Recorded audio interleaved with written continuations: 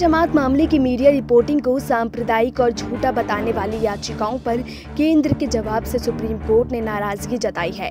Court ने कहा कि अगर इलेक्ट्रॉनिक मीडिया के जरिए फेक न्यूज़ फैलाने पर नियंत्रण की कोई व्यवस्था सरकार नहीं बना सकती तो कोर्ट को किसी और एजेंसी को ये जिम्मा सौंपना पड़ सकता है।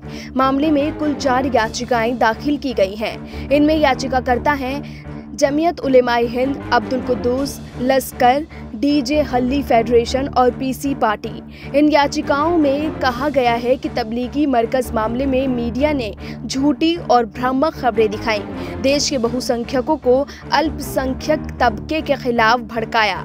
1995 के cable television network regulation act की धारा 19 और 20 में सरकार को ये अधिकार है कि वो इस तरह के चैनलों के खिलाफ कार्रवाई कर सके, लेकिन सरकार निष्क्रिय बैठी है।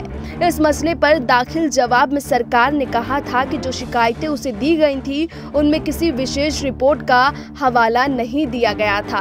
पूरे इलेक्ट्रॉनिक मीडिया पर टिप्पणी की गई थी, ऐसे में कोई कार्रवाई कर पाना संभव नहीं था। सरकार ने यह भी कहा था कि वो मीडिया की स्वतंत्रता की रक्षा करना चाहती है, इसलिए उसके काम में बहुत दखल नहीं देती।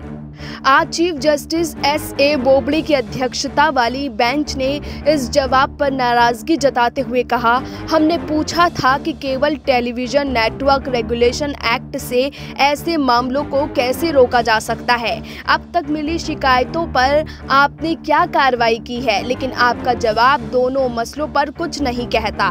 बेहतर जवाब दाखिल करें। अगर इस कानून के तहत कोई व्यवस्था नहीं बनाई जाती तो हमें किसी और एजेंसी को ये जिम्मा सौंपना पड़ सकता है।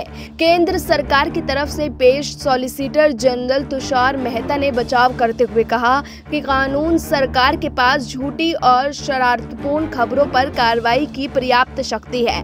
वो मसले पर विस्तृत हल्फनामा दाखिल करेंगे। इसके बाद कोर्ट ने मामले की सुनवाई 3 हफ्ते तक टाल दी है। Bureau report SPN9 news.